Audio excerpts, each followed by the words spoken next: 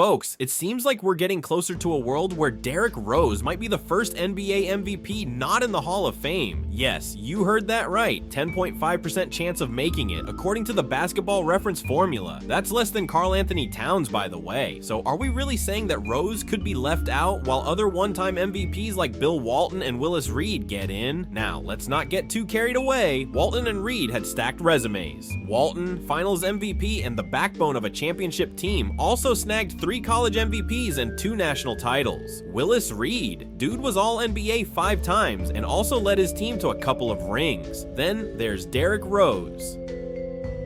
After winning MVP, not even a third-team All-NBA selection. It was the shortest prime ever, like a viral meme here one day, gone the next. But does that mean he's not Hall of Fame worthy?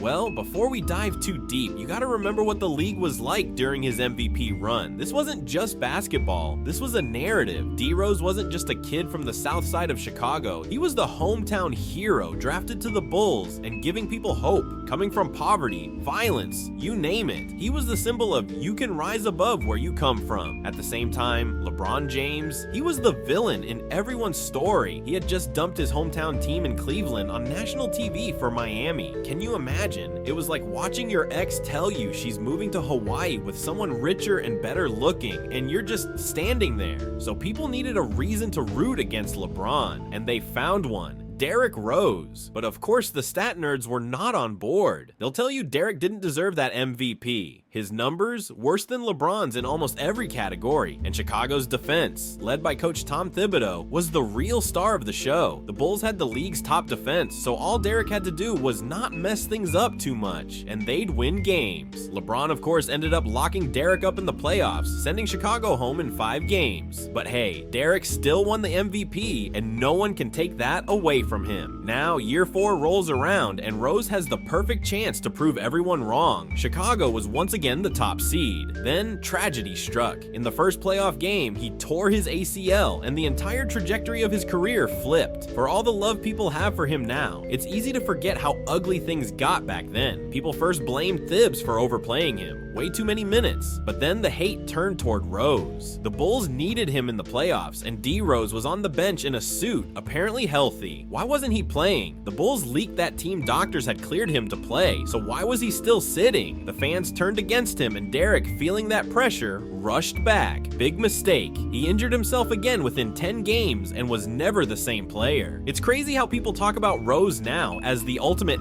what if. What if he had stayed healthy? How many MVPs could he have won? Would the Bulls have won a title with Jimmy Butler alongside Rose? Could they have rivaled LeBron's Heat? We'll never know, but what we do have is a 2-year peak, 2 magical years, and then 11 more seasons of Derrick Rose, the role player. Derrick Rose's MVP season in 2010 to 2011 was electric, averaging 25 points, 7.7 assists, and 4.1 rebounds per game, leading the Bulls to the best record in the league at 62-20. Jimmy Butler, who joined a year later, would go on to average 20+ points in multiple seasons and become a 5-time All-Star. They never fully got a chance to play together at their peak. What if Prime Rose, who shot 44.5% from the field during his MVP year, had Butler's two-way skills right next to him? The Bulls would have been a powerhouse, but injuries prevented us from seeing that duo reach its potential. So let's compare D-Rose's career numbers. He's averaging 17.4 points and 5.2 assists per game. There are 15 eligible players with career averages in that same ballpark. 8 are in the Hall of Fame, 7 are not. Rose falls right in the middle of that group, so on numbers alone, it's a toss-up. But here's the thing, Derrick Rose has something those other guys don't have. And no, I'm not talking about Scottie Pippen.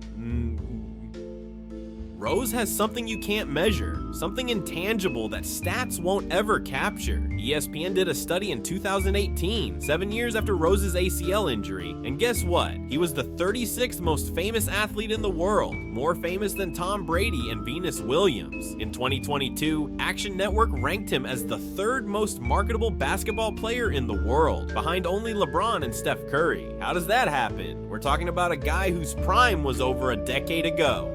Players feel the same way. Just listen to Rip Hamilton, who played with Michael Jordan. He says, Bro, I've played with a lot of great players. Derrick Rose at 23 was the most talented player I've ever been around. That's high praise. And we're talking about Wizards MJ, but still. Michael Jordan. So why is Rose so loved? He hasn't had a career-defining moment since that regular season 50-point game for the Timberwolves. He didn't win a title, didn't get another MVP, so what gives? Some people say it's because he was the first big star for Chicago after Michael Jordan, and that means something. Others say it's his story, coming from nothing, being the youngest MVP, suffering a tragic injury, and then dealing with the emotional fallout of being traded by the Bulls. After all that, Rose never acted like a victim. He could have easily gone down that road, but he didn't, and that's inspiring. But here's my theory. Derrick Rose is like a rock star who died young. You know how Kurt Cobain or Tupac will always be remembered at their peak because they never got the chance to fade away? That's Derrick Rose. He didn't die, obviously, but his elite skill did. And we never had the chance to tear him down the way we do with most stars. Imagine if Ben Simmons got injured right before he started to decline. He'd be a folk hero right now. So according to the stats, Derrick Rose is not a Hall of Famer, but basketball isn't like baseball or football. In baseball, 57 MVPs haven't made the Hall of Fame. And yes, I know, steroids. In football, it's 14 MVPs. In basketball, 0. Every single MVP has made the Hall of Fame because the standards are different. All it takes is 18 out of 24 votes from a committee, and I guarantee every player and media member will vote for D. Rose. He may not get in on the first ballot, but Rose will absolutely be a Hall of Famer because you can't tell the story of the 2010s without him.